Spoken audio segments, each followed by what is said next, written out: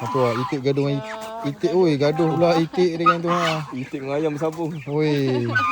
Ayam hutan. Tu. Bergadil. Sekejap kita tengok apa jadi sana. Sudah. Ui, ayam kena belasah ni. Ui, ayam kena belasah. Sudah.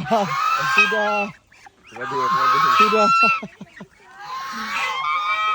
Wah, ini kalau Yaya lawan datang ni mesti seronok dia ni. Tengok. Hello. Bapak ah.